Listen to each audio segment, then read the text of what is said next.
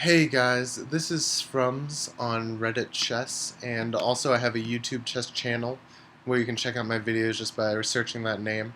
And I'm on chess.com thanks in 5 minute. I haven't made a video for a really long time, but I was inspired by Greg Shahade and Chess Network's videos lately. I've just been watching those for fun. So I figured I might as well play a game or two and comment on how I think about it. So here I have the option of taking this pawn with my knight, and then if his knight recaptures, I play d5, forking his knight and bishop. So that's something to think about. And I'm looking forward to these videos because I was teaching for like 5 days a week, teaching elementary school kids, and then I've kind of taken a break from doing that. And this is a good opportunity to kind of get back into chess. So this is a line where I have to manually castle because he sacked on f7, but it wasn't a real sack. We just traded material, and that fork trick is pretty well known and good to know. So here I'm just kind of getting a nice setup. Obviously, my king's a little more exposed than his, but I have some counterplay. Like I have the bishops, I have the pressure on the f3 knight. He needs to play knight d2 if he wants to guard it again with his e4 knight, so that pulls his knight back. It would have been really nice if he played c3. So he c3 and played queen b3 check to get out of that pin, but he didn't have c3 in. So he's basically saying you can double my pawns. That's what he's telling me. But I just want to make sure I don't drop h6. That's my real thing. I'm more than happy to double his pawns as long as I don't drop h6. Now, is there any advantage to taking f3 and having him take this? Can I play like e6 there?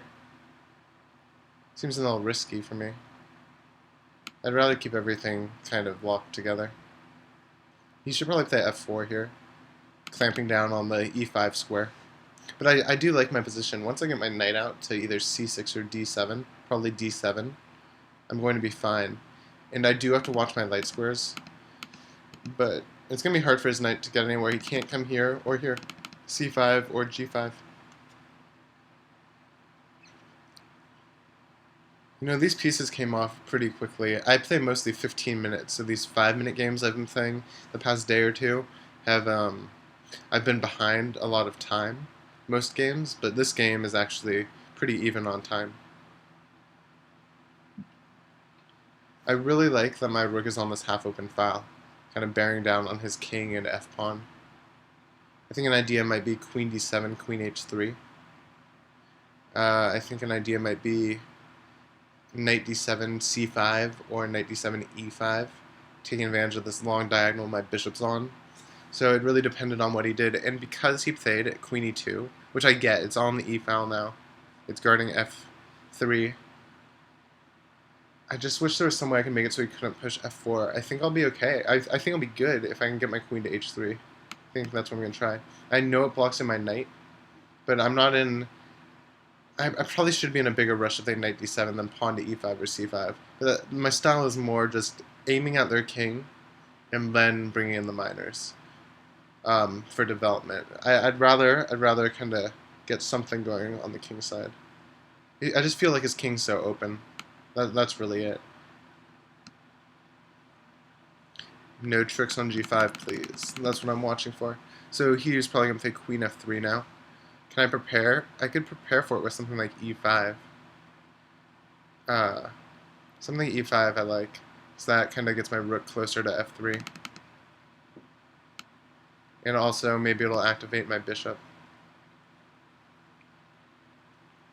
Yeah, I like that move. I think c5 was another option. But again, if I take b2, his rook just comes over. And then when his rook gets to b7, it's lined up with my king for him. So I have this pawn chain. It's obviously going to fall. Pawn takes. Now, I wonder if he's going to recapture. Oh, so he just does it right there. Just trades right there. So I was thinking he can't do this because I just take and knight takes then pawn takes, which I feel that's correct. I feel like I won a pawn here, and he almost has to. See, I was gonna say he almost has to, but play bishop d4, but he can attack my bishop. That's probably fine for him. So does my rook want to go to e8 or d8 or f5? e8 or d8 or f5? f5 is the most threatening. Obviously e8 or d8 is on something open, but f5 is kind of forcing him to do something. Now he'll come back, yeah. And I can get away with stuff like this. I have time. I just have to make sure rook d7 check isn't like game ending. That's my only thing, and it's not at all. And I'll drop my rook back when I have to. Probably this move. I'd be surprised if he didn't play that. Like, what else does he have? And I think I'm pretty well defended here. I can always bring the other one up if I have to. I can always bring this one down all the way.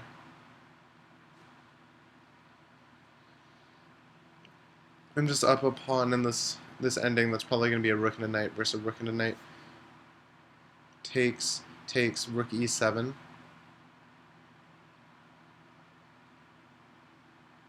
But doesn't really accomplish much. How about takes rook e7 and then king f6 when he moves his rook away to get out of all the checks and garbage like that. Yeah, this is good for me. I think I'm just gonna try to win this ending right now and pick off all his pawns. Now time is my biggest thing. I really have to watch my time.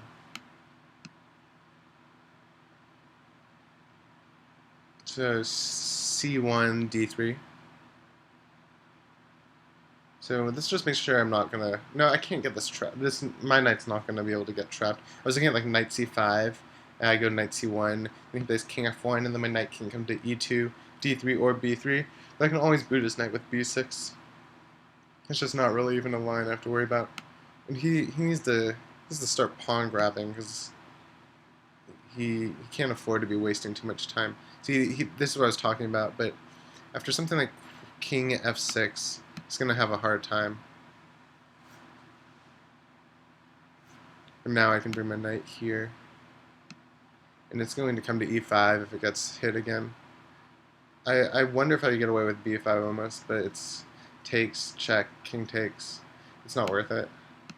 Let's just play safer. Put a knight here, okay. Or not. I'm up 2 pawns. My king's in a decent position. Time is what I'm really worried about here. I'll just play safe moves and try to promote. And he has no checks right now. And I'll guard my pawns. Okay. We're safe for a minute. I'd like to get an f3 check. If he doesn't check me, I'd play f3 check. Okay. If I can get my king to d3, I'd be pretty good. But knight g4. See, he hasn't gone over any of my pawns yet. There. That was the first one he took. So I took the h pawn so I could keep pushing the h pawn. I just need to stay out of check and push my h pawn. I will take this one. So now I have those two. Now f is looking pretty good now.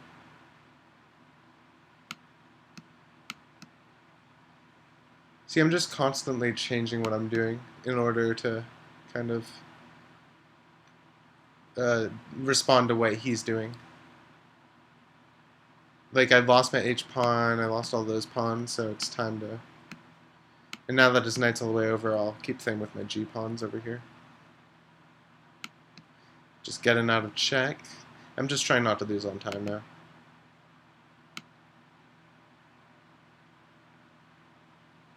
I should probably play like knight d2. And now I can play f1 queen. Unless he plays a knight here, and then I'll play g2.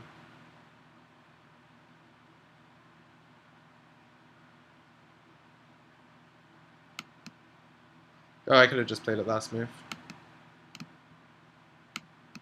Okay, I can win this really quick. So that was my first game. I'll play him one last time. What do I want to play? I play pretty much everything except d4. I play c4, I play e4, I play knight f3, then g3.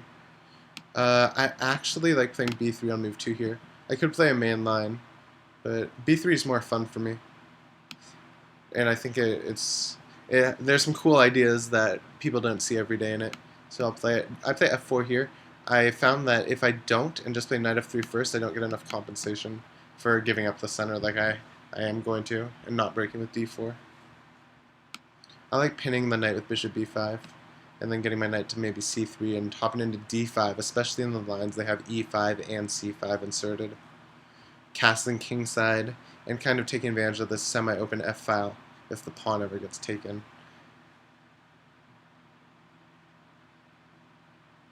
Okay, so right now what I'm thinking about is knight c3, bishop c4, or bishop b5. Bishop c4 is tempting, but I've some good experiences with bishop b5 in positions like this. And I castle with the thin knight f6, and it usually goes pretty well. So sometimes I do take it right away, because it can get annoying with knight d4s and knight e5s. But in this specific position, I think I will just castle. Keeping in mind queen b6s and things like that. So if he takes, I'll just play rook e1, and he'll play d5, and I'll play d3, and that's really bad for him. Like, it loses for him. If I take, he takes, I can play e5. Something to think about. I'm trying to get compensation for this pawn I've lost. Maybe knight c3, or is knight c3 too passive because of something like knight e5 or bishop e7? I'm just watching this pawn right here. E5 knight takes is bad for me. d4, d4.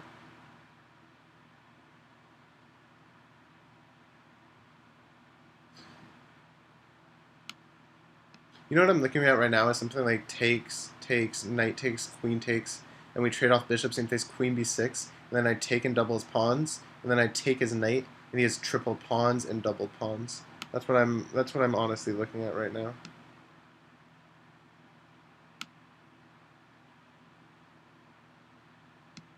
Or just doubled pawns, I guess. What to take away? So I'm going to get f4. I kind of like the threat of tripling his pawns. But is this a problem? If bishop takes, knight takes here, rook takes f4, or rook e1, d5. Bishop takes, knight takes. I feel like his king's so exposed though, you know? But queen d4 looks pretty good. How is he going to guard all of this? It's going to be difficult. I can play knight d2 and c4 if I want.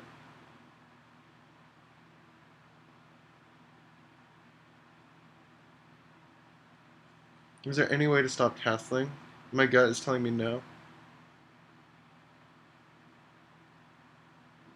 I play rook d1 then d5. Then e5. And then make it so he can't take my pawn right away.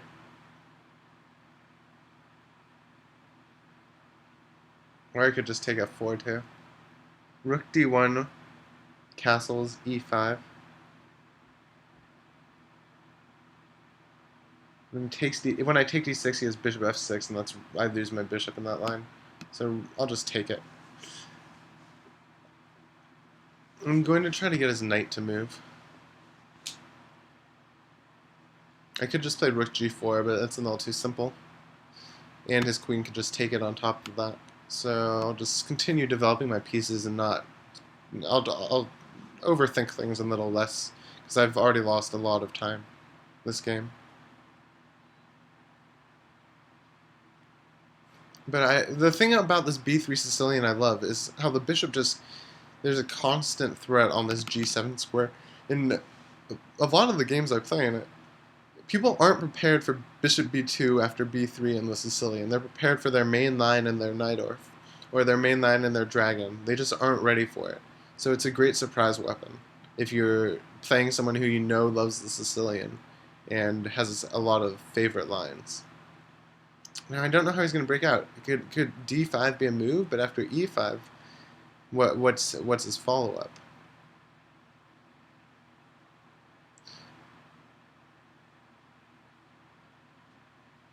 He's pretty pushed back here. All my pieces are active. I'm going to get c4 in. Yeah, that's important to hold down this d5 break.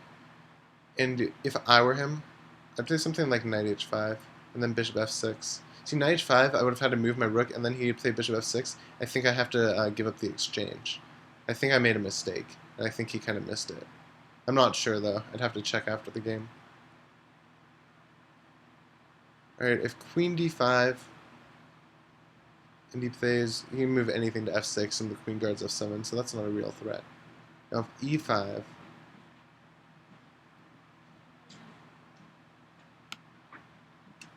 I'm going to...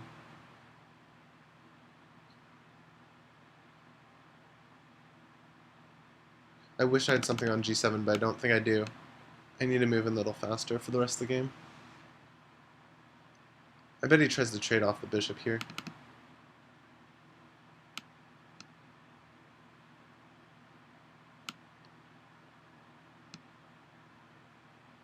I need to get my knight there.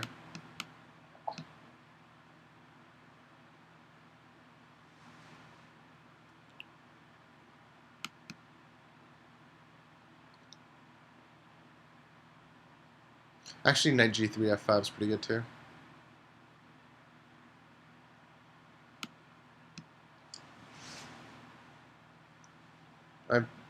I was thinking knight g3 then knight f5, and hitting g7, and I can actually maybe take on g7. So it looks like this is the line we're going into.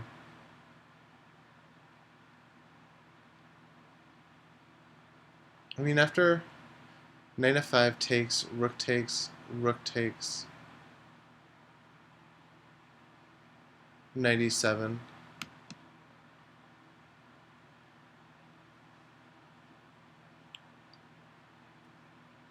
This seems pretty good for me, just as long as I keep moving.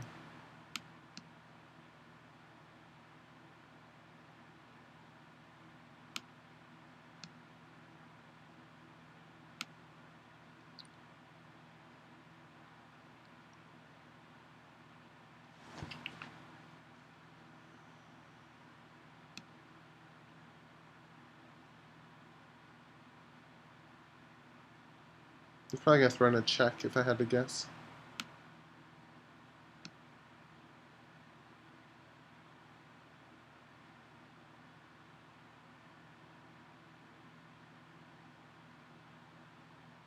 All my pawns are defended well.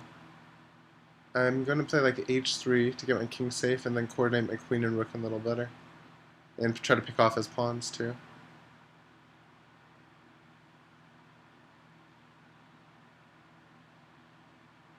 It depends on where he goes though. And my rook and queen are both looking at his queenside pawns. After I get a h3 in, I should be a little more comfortable. I wonder if he's thinking of trading queens. That would be what I want. That's the easiest way to win. I can just... My rook is just perfect on his 7th rank. No, he's taking a really long time on this move. It's kind of surprising. I don't think he has that many great options. Alright, so he wants to trade queens. That's fine. That's good, actually. He can't defend them all. He can't even defend b6. I'm gonna... Okay. So that was fun. I just played that guy twice. Not great games. I definitely made a lot of mistakes, and yeah, I need to work on my 5-minute analysis because I just make a lot of mistakes. I play a lot more 15-minute, but I hope you guys enjoyed the video, and I'll see you guys on chess on Reddit. All right, bye.